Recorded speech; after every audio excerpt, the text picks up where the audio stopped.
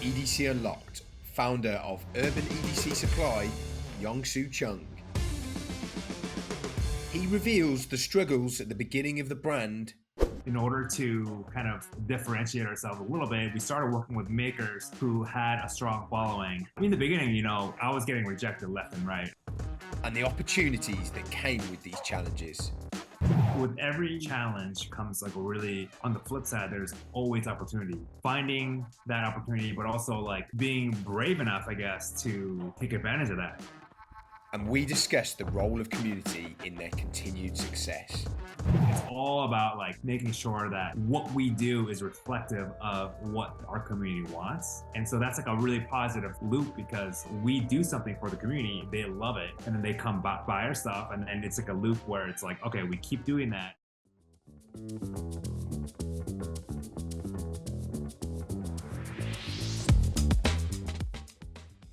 Hey guys, we came up with the idea for EDC Unlocked because we felt there wasn't anything out there that gave the EDC community the opportunity to hear the stories behind big names and brands in the space, whilst also giving them the chance and the opportunity to ask the questions that they've always wanted to ask. For now, this is a limited mini-series, but if you guys want more, then we would love to come back with another series. And so if you do genuinely like the show, please smash a like on this video, subscribe to the channel, and please just shoot us a comment with your thoughts on the episode, who you'd want to see on the podcast, on the next episode, and anything else. This 20 seconds of your time really makes such a huge difference, and we really appreciate it. Okay, let's get back into the episode.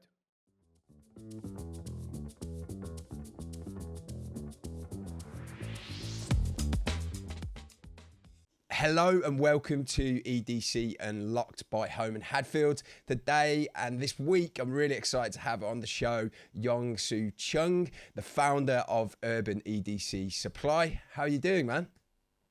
I'm fantastic, Phil. How are you? I'm good. We finally got there. We've had some technical difficulties this morning or evening your time, but we're making it work. So thank you for sticking around and bearing with us. Oh, no problem, man. It's things always go wrong here and there, but happy to be here. Awesome. Well, look, you've created a brand and a community actually that I personally, and I know my business partner Ian, we really look up to you guys, what you've done in the space, and also that you're just doing something very unique. You're not just creating another product brand. You're doing something unique, and you're collaborating with other brands at the same time. So personally, I've been really excited to speak to you and also get the questions from our audience. And there's a lot of them, but I'm going to be a bit selfish. I'm going to ask my questions first because I think that's the most important thing. But we will definitely get to the audience questions because there's a lot of them. But if we could go back before you started the brand, I've looked into your kind of history. Looks like you were destined to be an entrepreneur always, and you always had that in you. But what were you doing before you started the brand? And had you always had that in you that you knew you wanted to start a business? Yeah, so I always knew that I was going to start some kind of business. And so, as funny as when I was in college, this is around 2007, 2008. I was going in on the finance path. So at that time, everyone was going into investment banking and consulting, and that's kind of where my mind was at. And so I was on the finance track. I had an internship at Merrill Lynch. I had an internship at Goldman Sachs, and I thought that I was going to eventually start a hedge fund. So that was the path that I had set for myself. And I know it sounds kind of crazy now, but that's the path that I thought that I would be on. But then what happened was when I was in New York City, because I worked on Wall Street for about 2 years after graduating from college, I started getting more interested in technologies and startups in general. And I realized that in order for me to surround myself with the people that I wanted to be around, I had to move to San Francisco because there was not a lot of startup activity going on in New York City at the time. This is around 2010. And so I decided to buy a one-way ticket, move to San Francisco. I only knew two people, one high school friend and one college friend. And I slept on the air mattress for 3 months. And I don't know if you ever done that, Phil, but your back is crushed after probably the first week or so. So yeah, I mean, it was rough times, and but luckily I found a job at a startup, and I found an apartment kind of around the same time, because typically it's like a chicken and the egg problem where you find your apartment and then you find your job, or you find the job and then you find the apartment. Yeah. But anyways, so that happened, and then um, I was doing the whole startup thing for a while. I actually found myself working at a blockchain company as a software engineer in 2014, so pretty early in the game. And I was there for a year and a half, but then I realized that I wasn't really. There came a time when the regulations for financial stuff was blocking our progress, and just knowing myself, I'm always the type of person that needs to move forward. Like, I guess I have this thing inside me where I need to see progress, and so when that was stifled, I decided it was time. And so, I always knew I was going to start my own company one day. And, back in college, I thought I was going to be a hedge fund, but, I was just kind of more into these little, small things that fit in your pocket. And that happened to be EDC gear. And so I thought that, that would be a nice avenue for me to kind of explore my own interests. So, yeah. Wow. Yeah. I mean, they're two like very different paths that you could have gone on. And the world. So I think you must have been going to university similar time to us. I graduated in 2007, and so the world is a very different place back then in terms of like e-commerce. And I imagine, like, was EDC the term EDC, and people have actually asked about that. Like, where did you get your passion from EDC? What does it mean to you? Like, where did you kind of like first realize that, okay, this is a thing, but also I've realized that other people, it's a thing for other people as well. And so there's a bit of a community there. Like, when did it start to mean something to you? Yeah. So when I launched Urban EDC, this is in October 2015. People were starting to, there was still a community. Like, Instagram was the largest, hangout for EDC people, and they were posting pocket dumps. People were asking, hey, where can I get that pen, or where can I get that knife? That was already happening. Obviously, it was very early, so there wasn't really a big, like, I guess, a shop dedicated to EDC. And it was more like people were finding stuff off of Amazon, or, they were trying to follow these makers that were just making stuff in their garage and selling like 10 pieces at a time. And so that was the culture of EDC back then. And honestly, it still kind of is, although it's evolved a little bit. But it really, the community wasn't, people would hang out during the shows. So a lot of these knife shows, people will go and meet up and stuff. And I felt like that's kind of where people congregated, but there wasn't really a place online that was, people to connect and all that. So yeah, the community was definitely a lot. I guess it was just early, right? The community development was early. And so now I feel like, in a strange way, there's almost like too many areas where people can hang out. So it's kind of been saturated. And so it's been really interesting to see how that has evolved. But I think the core mission is all the same, which is, people gather around the gear that they love, and find out the stories behind why they carry certain things that they carry. And like, the stories of the makers too are fascinating. Like, how did you get into making these, this random like pocket top, right? Or like, it's just fascinating to hear the stories behind how people discover EDC, and the people that kind of connect and come together. Yeah, totally. What did you make the decision from the beginning that you were going to do like collabs with other brands, and there was going to be limited edition, because that in itself has become a lot more popular these days. A lot more brands are doing it, but it wasn't really much of a thing back in 2015. Was that a decision from the start, or is that something you kind of transitioned to do after a while? Yeah. So initially when we launched, we were just another, like, a retailer. So I would reach out to brands, and we would just be a wholesale account for them. And so that was, at the time, that was enough to build a brand. But then as the market evolved, the market actually went from, essentially like we were the only EDC shop that existed. But then there were other players that were popping up. And so in order to kind of differentiate ourselves a little bit, we started working with makers who had a strong following.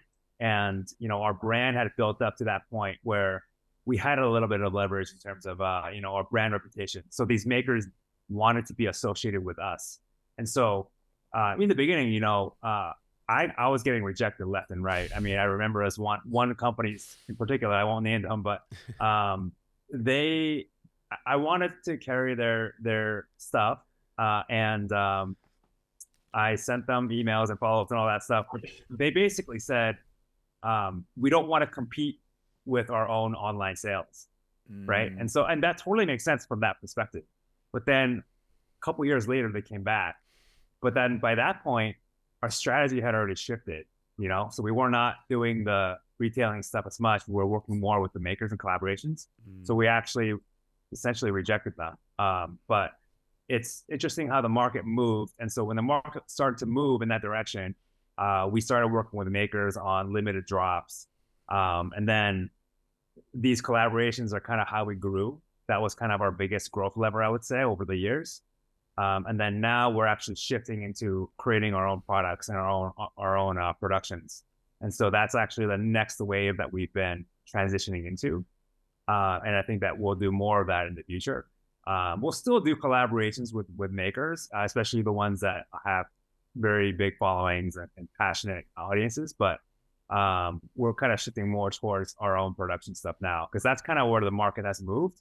And so, yeah, we'll see where it goes from here. But we've just been adapting to what the market has given us. Did it feel pretty good when that brand came back after 2 years and said, I want to work with you now? It did feel good. But, I always like to keep things kind of like, I don't want to go personal. So if the strategy made sense, then maybe, we would have worked it in somehow. But the strategy has shifted. So, we were like, okay, no thanks. But it did for a split second feel pretty good there. Well, I think it's probably more just as a reflection of like how you've moved on really, and how you've progressed more than anything in that time. And just that you've evolved out of the relationship you probably would have killed to have at that time. So you set this business up on your own? You didn't have a co-founder? That's correct. Yeah. I have got like an unbelievable amount of respect for anyone who can do that. Like Ian and I, my business partner, so we've known each other since we were 13, and it's almost like I've got a second significant other now, and like there's a whole and there's negatives that come with that for sure, but the big positive is the like emotional support we give to each other when going through like really difficult times, when going through making big decisions and big calls on the business that could shift the business. Like even the small calls sometimes can shift the business in such a big way that you didn't even realize. How do you deal with that at those kind of like big times where you've got to make a big call? Do you find that, is that something that's come natural to you? Is that something you've like built up over time? Do you feel like, do you feel like you could do with maybe someone else in there with it, in the trenches with you? Yeah, this is a great question. So I've always had like my decision-making muscles have always been pretty strong. And I guess one of my core strengths is my intuition and kind of seeing trends and being able to be ahead of the curve before we're too late.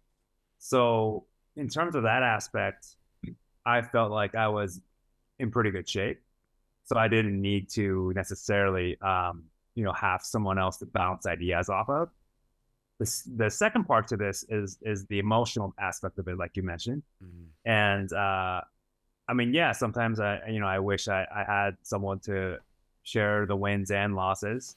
But now I think I do that with my team now. So I have my team, and we kind of feel the ups and downs ourselves, and that has kind of filled that void a little bit. Although it's not the same, obviously, because like I'm their boss, and like no one really wants to hang out with their bosses, and and so I've really, yeah, I mean, it's an interesting dynamic because when you're working at a big company, like you have a lot of colleagues, you can go grab drinks at after hours or whatever, and just trash talk all your coworkers or whatever. But no, you don't have that here. Like it's me, and then like everyone else is kind of it's like you know I don't have that. It's just like I'm at pretty much at the top or whatever, right? So Yeah. it's challenging in that respect, but yeah, I mean, I felt like I've matured a lot over the years, and now I'm in a place where my job is no longer about. I mean, of course, it's bringing the best gear out there for all of our customers, but it's actually now I want to develop and empower my team to be able to take ownership of the company and drive it forward. And so that's been my focus. Is I've actually kind of trying to pick more of a back seat a little bit to try to get my team developed a little further. And so that's been kind of the next phase of development for me personally as a leader. Yeah, no, awesome. Yeah, yeah, as I said, huge respect to anyone kind of. I think particularly in the beginning parts of it as well, because then that's when you're not really making any money right at the beginning. Well, I don't know about you guys, but like really trying to move forward and actually like justify it to yourself when you've got all of these outsider opinions, maybe friends and family that are expecting you to start a hedge fund, and then you've started this crazy EDC company instead. Do you has there ever been times where you've almost been like, I don't think I can do this anymore, like I'm close to quitting, or has there always just been though that just overwhelming positive belief that things will improve even when it is difficult?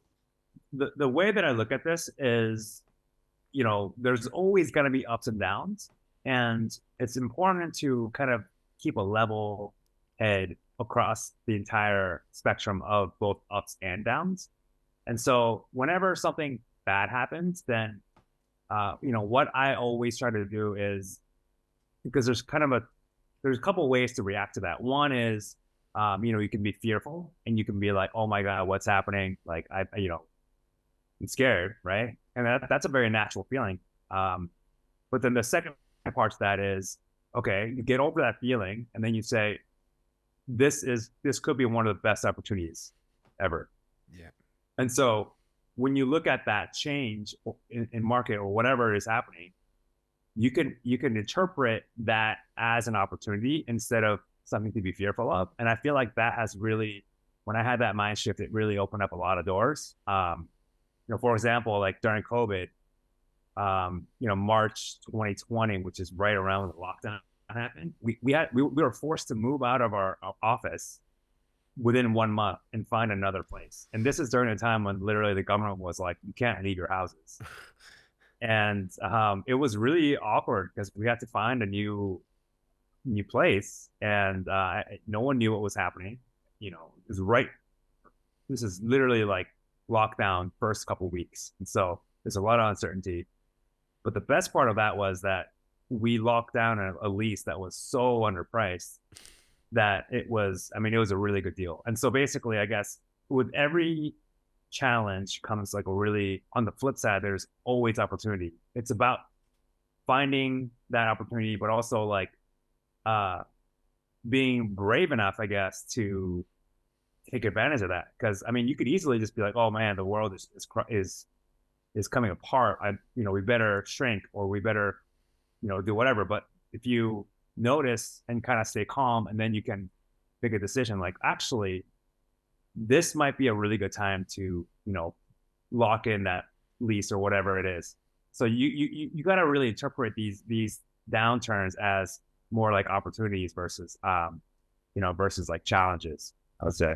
Totally. Yeah, no, I couldn't agree more. I feel like, actually, because I was previously in sales, I used to work in sales for quite a while before we did this, and I think sales prepares you like really well, just because you can't, with all the good stuff that happens, you have to have the bad stuff. And so it's impossible to go through life without, if you go through life trying to avoid all the bad stuff, you'll have a very comfortable but probably uninspiring life, because you'll never push yourself out that comfort zone. And we always actually, and this is why it's helpful having another person, I guess, like when you are in those downtimes, actually embracing it and saying, if we're aiming for something pretty huge here, we're not going to get that. We're not going to get to the point we want to get to without going through a lot of shit, basically. And I always think that that's at the time when a lot of people do give up, and therefore that's the time when we need to push on even further, because that's the time when most people give up.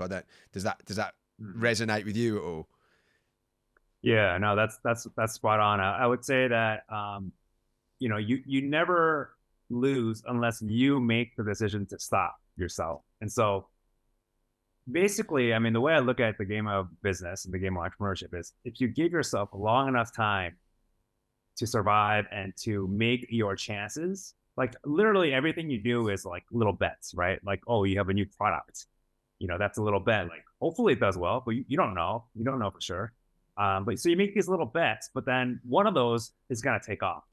And so when that happens, you got to really, treasure that and kind of ride that for a little while. But then eventually that product has its own life cycle and it will die down. And so you got to keep making these little bets. And I think it's important to keep going when you think basically you have to keep going and give yourself enough opportunities to succeed.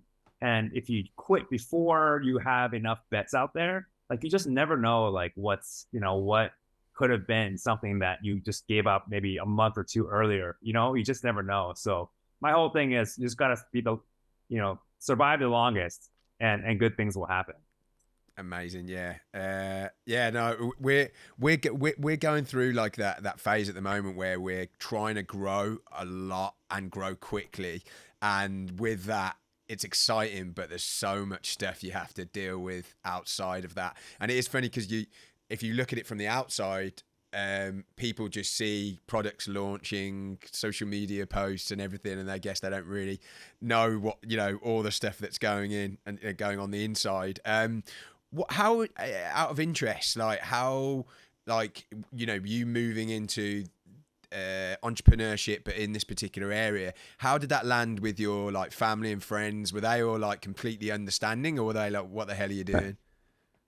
Yeah, you got to remember, I was at a cryptocurrency company in 2014 as a software engineer, right? Yeah. And so in Silicon Valley, right? So when I left, I mean, people thought I was crazy, right? My colleagues, they were literally like, they're like on their computers coding away, and then all of a sudden I'm like, hey, I'm gonna go sell knives online.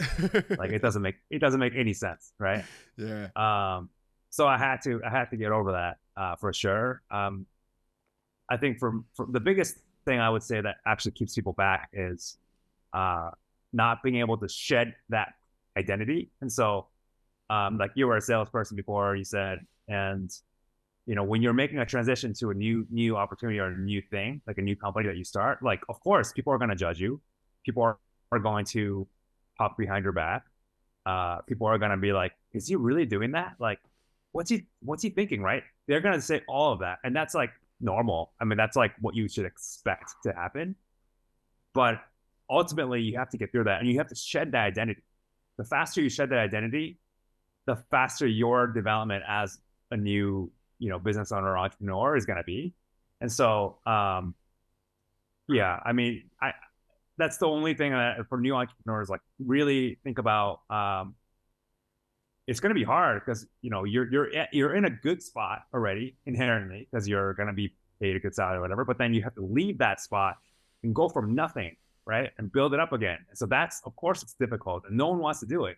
But then when you do it, like, when you put in 5-10 years, like, you'll be way prouder of that than you've ever been working at this company, right? So that's kind of yeah, no, definitely. Well, up until very recently, and it probably still happens now, we still get some of our friends, and even I think I had my sister last year, like just saying, "Oh, how's it going with the watch box thing?" It's just like, I don't think, I guess if you're not like into EDC and whatnot, you don't realize like how big the market is. But it's interesting that like they almost just saw it as like a little hobby type thing on the side. But yeah, I think we get a lot of satisfaction out of just kind of being under the radar a little bit, just getting on with our thing, and then people realizing that it's, oh wow, it's actually a business that you're doing. What was your vision for the brand at the beginning when you started, if you indeed did have one? I think maybe some people do start without one, and then they're like, wow, I probably need a vision. And then what's your vision today, and how has that evolved?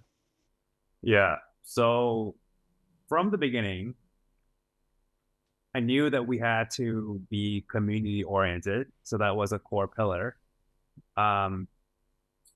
We wanted to have a fantastic customer experience. And so that was another core pillar. And then we also wanted to be kind of like on the cutting edge, or like be the cool kid on the block, so to say. And so those three were our core pillars of what we were trying to achieve. And it's not easy to quantify these things, but I think that these pillars are things where if you improve them, and people love that, but like basically these are things that you can always strive to be better at. There's no like destination for them, right? So yeah, so those are kind of the things that we focused on early on, and it still is, I would say. But I guess the way that we do it is slightly different, because in the beginning, there weren't any EDC shops, and so just by having some hard to get EDC gear, like we were able to stand out. But now the market is shifting, and so we have to do like cooler projects and collaborate with cooler brands, and so that's kind of how we're fulfilling our pillars there. But our those three things are still in play today. So awesome. And that was actually leads me on to my next question about community, and I was actually going to ask you if that was a conscious decision at the start. You've already answered that, but what surprised you most about that focusing on that? Because we decided to focus on it from the beginning, but then that has evolved, and so much for me has surprised me about the benefits of it, not just as a business, but also the kind of joy we get out of working with our community and feeling more connected with them. Yeah, for you, like, what does your community mean? Sorry, as you can tell, I ask about 5 questions in one question, so apologies. What does your community like mean to you, and what benefits do you think that has given your business and your brand?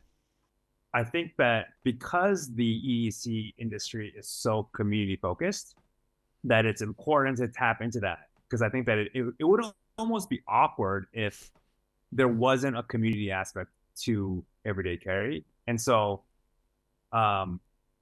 we definitely realized that and wanted to double down on that aspect. And then I think just generally bringing people together, obviously, and making sure that people are being treated fairly. So, I mean, there's a lot to community, but ultimately it's about helping others, serving others, and providing value that benefits that entire community as a whole, versus, us telling everyone like, hey, this is what you need to buy. Like, it's more of an effort of like, we get feedback, we ask questions. Hey, what do you want to see? Like, it's all about like making sure that what we do is reflective of what our community wants.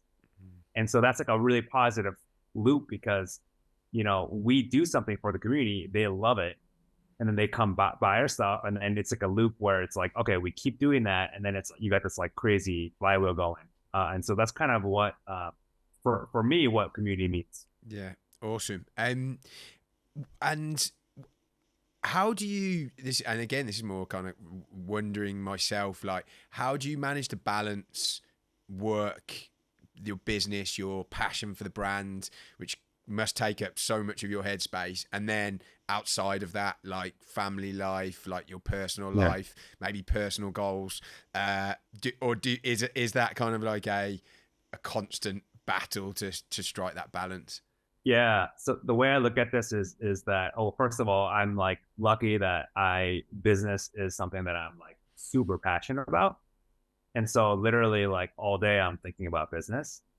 And so honestly, like when we go on vacation, like I'm thinking about business. Like when we sit down at a restaurant in like a foreign country, I'm thinking like, oh, okay, like this operations of this restaurant could be improved by doing X, Y, and Z. Like I'm like thinking about that.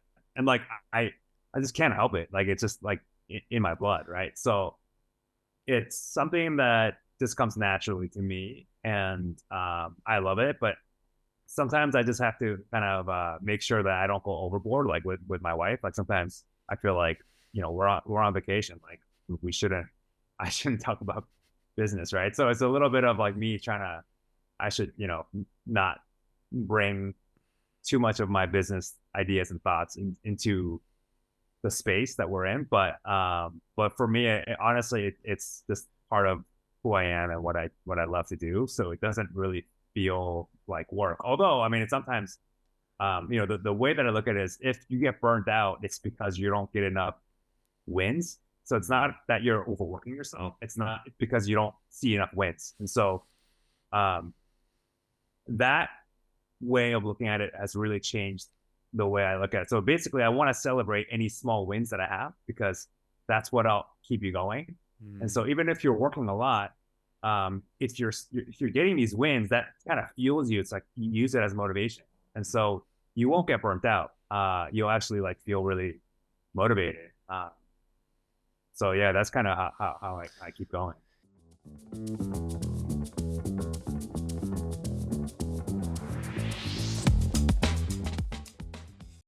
Hey, Phil here, co-founder of Home & Hadfield. Just interrupting the episode to let you know about something truly special to us. Community is a huge part of everything we do, and so we've created a Facebook group where we share our newest ideas and get feedback from you, our customers, to make sure we're developing products that you actually want to see. In return, we give away free products regularly. We're probably giving away a free product right now, and huge discounts of up to 35% on all product launches. Whilst this began as something fairly simple, it's grown into an amazing community of like-minded people. And so if this sounds like something you could be interested in, I've left the link to the group below in the description. So come join us. It's free, and you never know, you might enjoy yourself. Okay, back to what you came here for, the episode.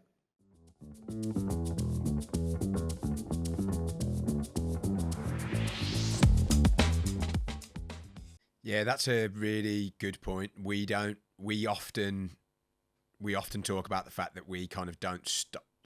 We kind of dwell on the negatives a little bit longer than we should do.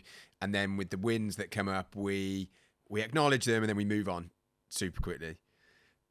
So yeah, I think actually even the small wins, celebrating those, that'd be good. And how do you celebrate those? Is that just like you'll allow yourself to do something, or you'll celebrate it with your team? Yeah, I mean, I'll call them out. I say, hey, awesome job! Like this is amazing. We did X, Y, and Z. And yeah, I mean, I'll try to put it into perspective, like what we're doing, and I'll send a heartfelt note to whoever is responsible for bringing that project together, and then yeah, I mean, we would move on to the next thing. But it's important to stop and recognize that win, and then kind of see how that win is in the context of our company, like how monumental that might be. And then once that's recognized and kind of like felt, then we can move on. Awesome. So look, I'm going to get into our audience's questions. I've been hogging too much of your time myself. So someone's actually asked, and this is an interesting question: when will an Urban EDC app be launched to give early access to members? Is that something you're working on? Is that something you're releasing? So a specific mobile app, is that what they're asking? Yeah, I think so. And I was actually listening to a podcast the other day where a company called Obvi, actually invest in their own community quite a lot. They have their own app, and I thought it was really interesting. And it was one of the many things that I spoke to Ian about, and I was like, we need to do this, and then kind of gone to the bottom of the pile. But is that something you've considered doing? We have early access, Okay. and it's for our very loyal customers. And so right now the threshold is if you've spent $5,000 with us, then you get early access. And to be honest, there's a lot of people in that tier. So it's like, it might seem like a crazy amount, but actually it's people achieve it pretty easily, which is crazy to think about. But so if you hit $5,000 in lifetime spend with us, then you get 24-hour early access. Although it doesn't mean that you're guaranteed to get whatever you want. So we do save at a minimum 50% of all inventory for the general release. And so we do that just to protect, people from just, lashing out at us and being like, hey, you must have sold it all out, whatever, right? So we save at a minimum 50% of all inventory for the general public. And then we also have, this is a new thing, and this ties in with community, but we launched a community called Yamato Club. And this club gets, there's 2 tiers in it. There's a lower tier, which is $9 a month, and then a higher tier, which is $99 a month. And the higher tier gets 3 hours early access to each gear drop. Wow. And so those are a couple of ways of getting early access to the drops. We're always taking, so the Yamato Club is pretty new. And so we are always taking feedback and kind of implementing them into what we're doing. But so far people are digging it. And it's been really fun building up this, like, it's a paid membership community for EDC gear lovers. And so honestly, I think it's the first of its kind, like a paid membership. And so I'm like really excited to see where that one goes. And so do you guys have a target on how many drops you do per year, per month? And is there I know it's obviously was a limited amount. Is it always the same exact number of units, or does it vary depending on the collaboration?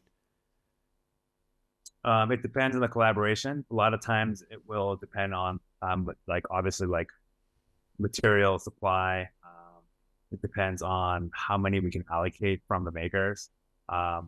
In terms of the gear drop frequency, it's always on Wednesdays. So Wednesday, 12 p.m. Pacific is always going to be the gear drop. And we do that deliberately because we're actually trying to train our customers that, hey, it's Wednesday at 12, I better get on the computer. And actually it's funny because people are started setting alarms and stuff for these gear drops, and they're on it. I mean, we see a huge spike, and a lot of things sell out within seconds. And it's always fun to kind of see the website traffic around that time. Oh yeah, I mean, how far ahead do you schedule those in? Are you kind of 3 months out, 6 months out, or how far ahead do you have to do that?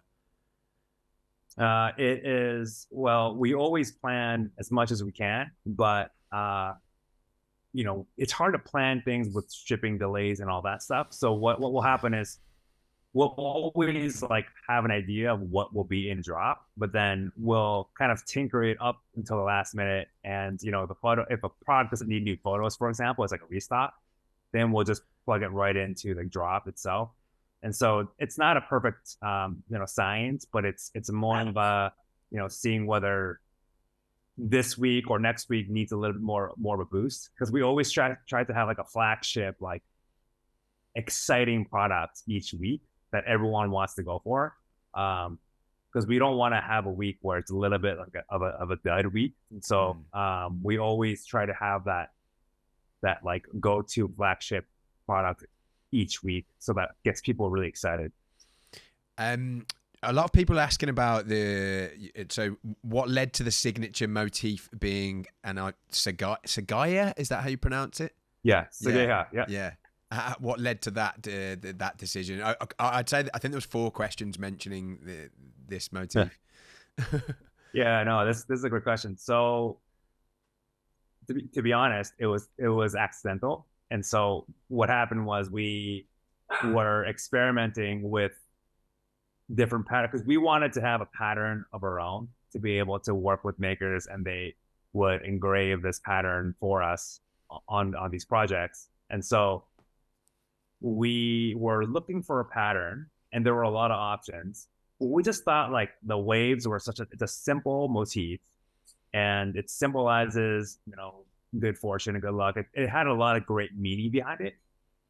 And also, I really love the slightly Japanese influence of, what we do. And I don't know, it just kind of fit the aesthetic in really nicely. And so once we started using that pattern, obviously, like if we use that pattern and it was like no one liked it and no one was buying it, then we wouldn't use that pattern. But people really love that pattern, and so we just kept going with it, and to the point where we actually worked with another designer, and he like made a pattern based on that pattern, and so we called it modern Segeha. And so it's just been really interesting to see how that pattern has evolved over time. But we just kind of stumbled on it initially accidentally, and now it's honestly it's so fun to see it's like recognizable for our brand. And so when people see it, they're like, "Oh, are you doing an Urban EDC collab?" Like it's just funny to see that, because it's it's an old Japanese ancient motif, and but people associate that pattern with us, and so that's been really cool to see. Yeah, definitely. Well, it certainly was a popular question. So, what's the decision-making process when you're looking at working with designers or companies? What goes through that process? And are you very much involved in every part of that process and the decision-making behind that? These are some really good questions. Good. So the decision making for just, I guess, smaller purchases, let's say restocks or smaller quantity EDC gear, those are done by our general manager, Sean. And so Sean does a great job. And for the larger projects that are a little more capital intensive, we definitely discuss it as a team. And there's a little bit more of a marketing push behind it in terms of like, okay, what do we need to do to make sure people see this project? There's a lot of moving pieces to these larger projects. And so those get kind of bubbled up to the rest of the team. And I'm part of that decision-making process too. But ultimately, I do want the team to be able to make decisions on their own. Like I want to enable them to do that. And so I've been pushing a lot of decision-making down to them. But yeah, ultimately, I think it really has to do with the level of magnitude of how big that project is, whether or not I'm heavily involved or I'm not that involved. Yeah. Awesome.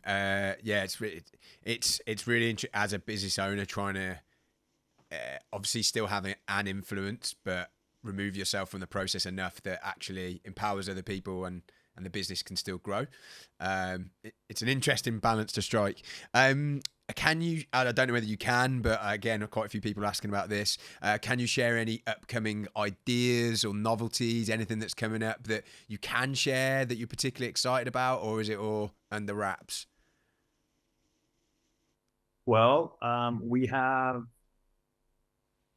more production knives that are in the works with some amazing designers, which I won't share yet, but they're coming. And we're also working with some really large YouTubers, like content creators, on their own versions of some of the stuff that we're doing. So we actually we did our first one with Accessorize Me with Vincent. Yeah. And so we had the Baby Barlow, which is designed by Justin Lundquist. And it's a very popular knife for us. And Vincent loved that design. And he's always doing the all blackout, pocket thumb style videos. And so he decided to do an all blackout Baby Barlow.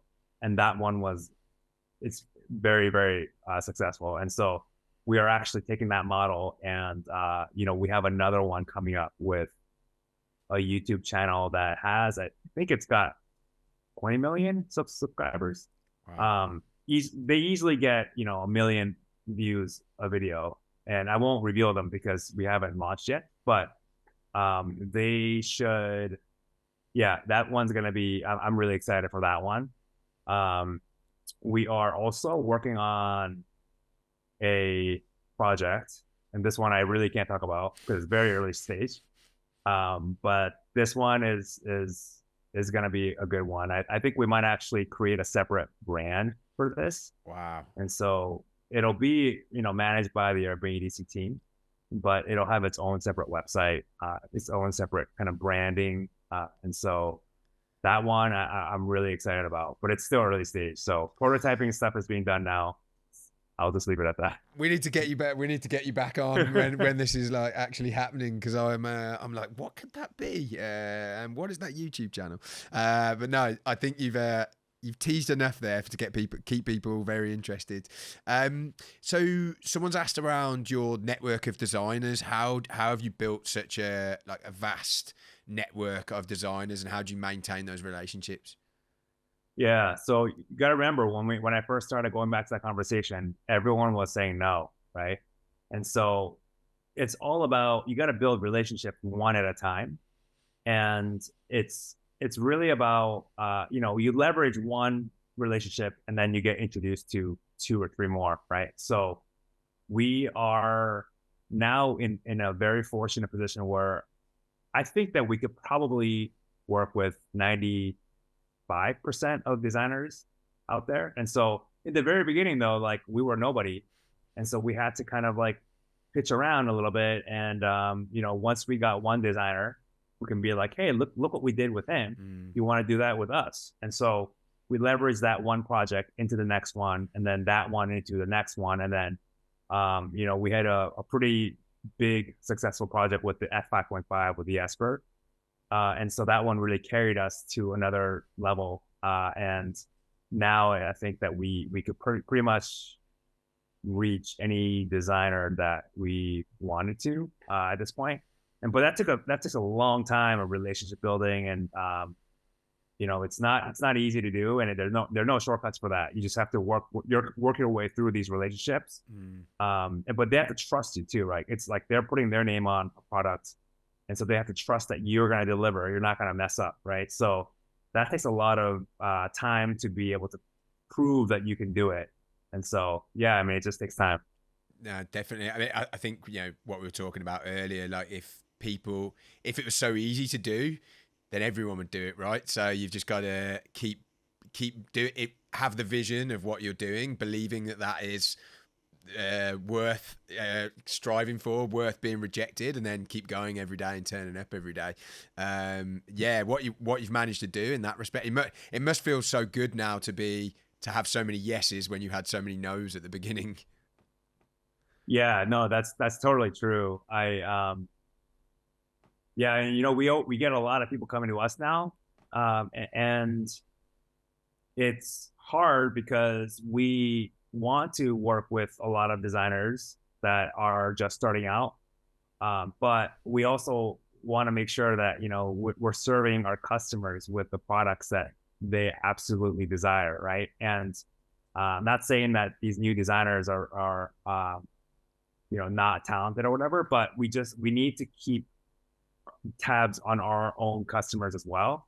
And so it's been challenging because there's a lot of people that want to work with us, and we want to work with them too, but it's not as simple as, okay, let's do a deal, because we have to listen to our customers. Going back to that whole feedback loop thing, like we always get feedback from our customers and make sure that we bring in stuff that they want. And so we're always also going after the larger makers that are just outside of our reach. And so we don't want to be complacent and say, okay, let's just work with whoever is coming in inbound. Like, no, we got to do outbound, and we got to go get the people that, I mean, at this point, the makers, now we're actually expanding beyond makers, and we're trying to reach out to content creators. We're reaching out to bigger brands that might, that are bigger than us, or tapping into a market that's, that we're not a part of yet. And so that's kind of the next growth phase for us is stepping outside of the EDC, the knife realm, and kind of getting into more of these like different interest groups, right? So, it's been fun, but it's also obviously challenging sometimes. Someone has asked, I'd be curious about their overall design philosophy. Everything feels like it belongs together, which is a big compliment. What is their process for designing a cohesive selection? Yeah, no, this is awesome. It has to match an aesthetic that we want. And to be honest, I think a lot of it has to do with the way we present the items. And so you present all the items like they're pieces of artwork displayed at a museum. Like that's the feeling that we want with the website. That's the feeling we want when they're browsing through. And so when you put it cohesively in that kind of environment, I wouldn't say it's easy to make it feel that way, but it's definitely a lot easier. If you brought in a whole bunch of random stuff, but then you put them into that environment, I think it was maybe 50% of the way there in terms of like feel of it. But we definitely do look at the products themselves and make sure that they're simple but sophisticated, and so we don't want to go too crazy.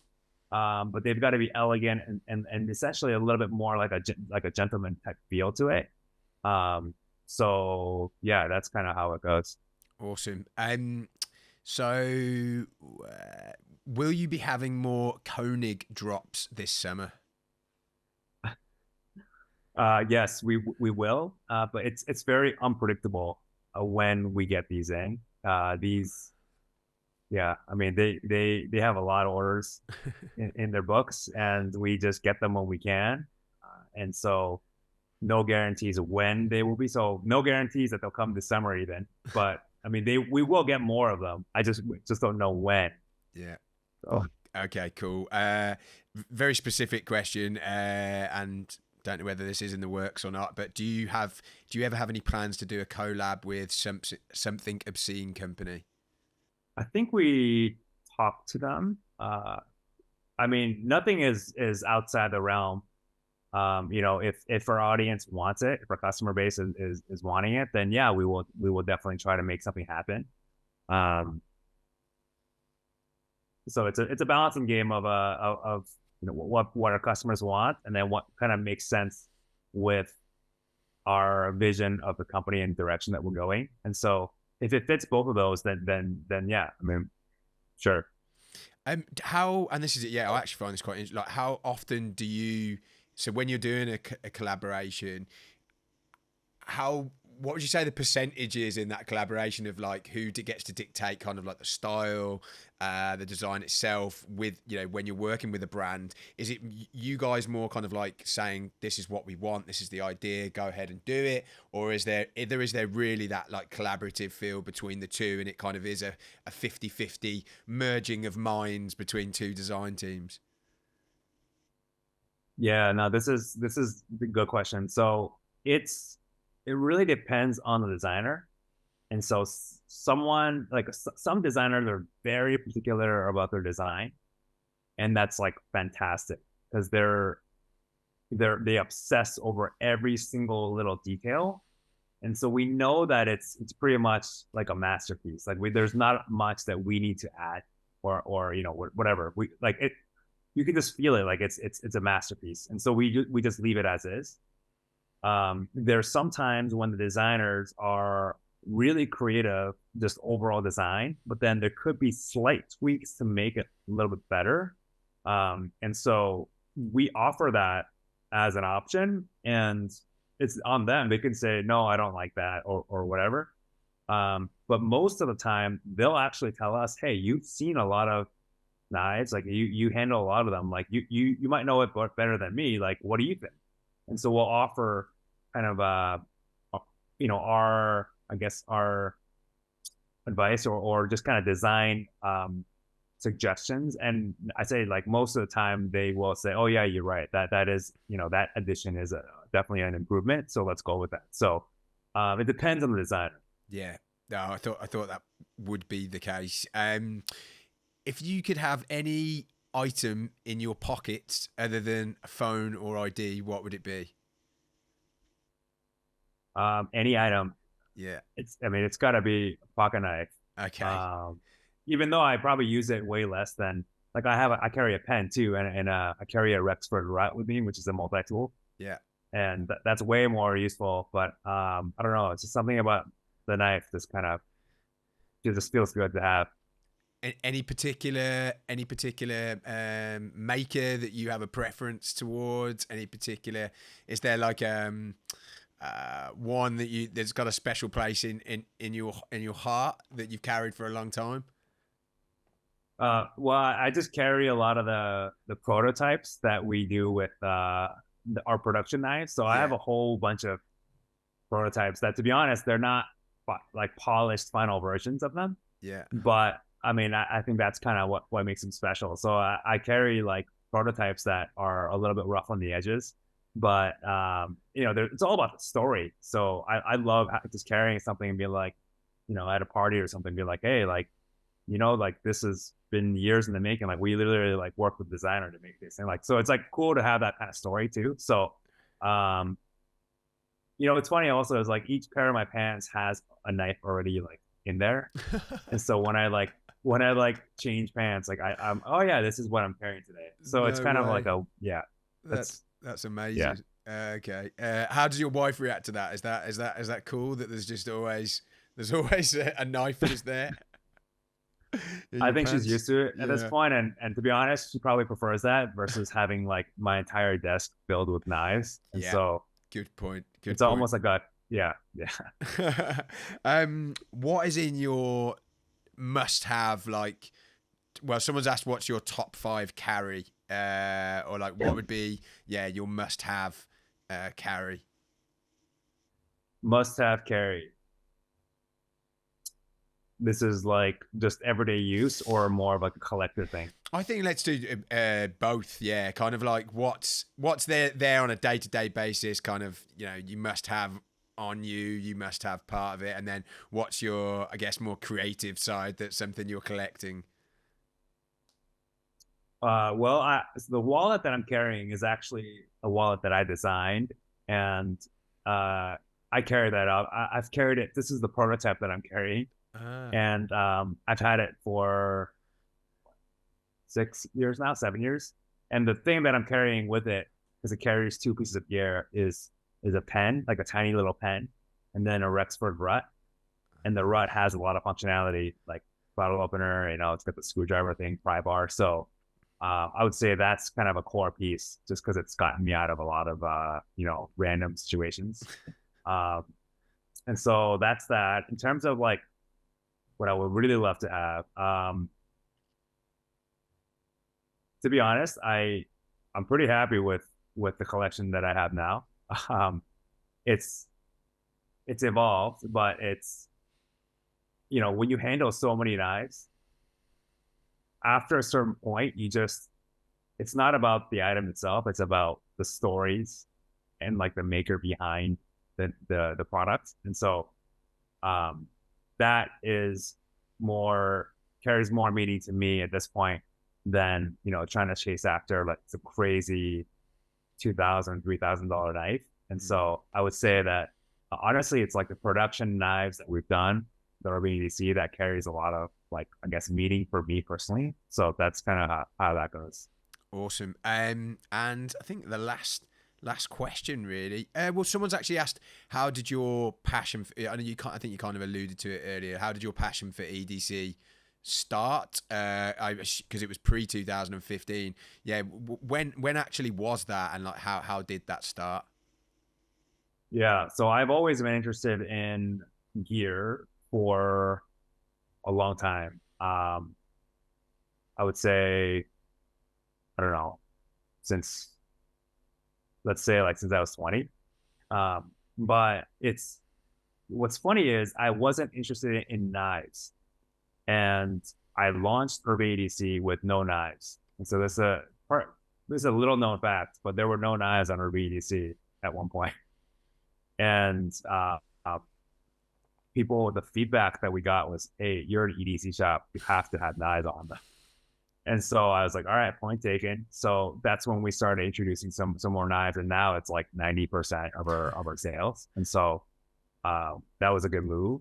But I wasn't into knives really when I launched the shop. But then When I started bringing them in, I mean, it's not even about like the functionality. It's about the design of it. Like how a designer chose to put, whatever, like jimping or whatever, like whatever the feature of a knife is, like why they decided to do it that way versus this way. Like this is the kind of decision making that I find fascinating. And so when I started looking at it as pieces of design art, then it really opened up, my world to knives, and I really started getting deeper into that. And now it's like, core part of who I am. So Yeah, now you've opened Pandora's box, and there's no yeah. there's no going back.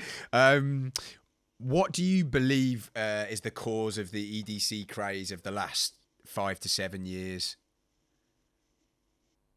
I think there's a couple of things. One is that it's become easier to set up a shop and sell things online. So I think that's definitely one, because that democratizes anybody that has a garage or machine. They could just start making stuff and just sell it.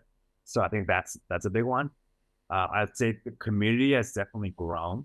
And so I'm not sure why that community has grown for the last 5 to 10 years, but because I think it basically used to be only knives. And so there was like an underground, like big knife scene and the knife shows. But then like all these like little, EDC type products start popping up. And I'm not sure why that trend has grown.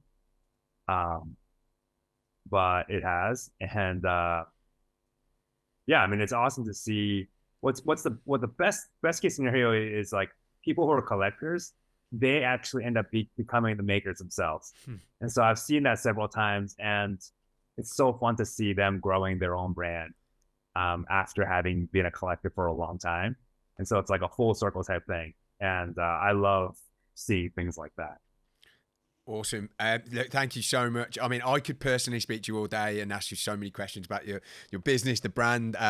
But yeah, like, I'm conscious of time.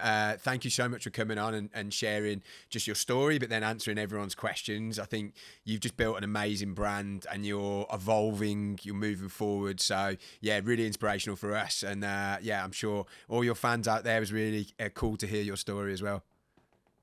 No, thanks for having me on, Phil. It's been a blast. I always, I love walking down memory lane and bringing these, stories up. So, no, thank you so much for having me. Cool. That's yeah, done. Awesome. Thank you so much, man. That was awesome, man.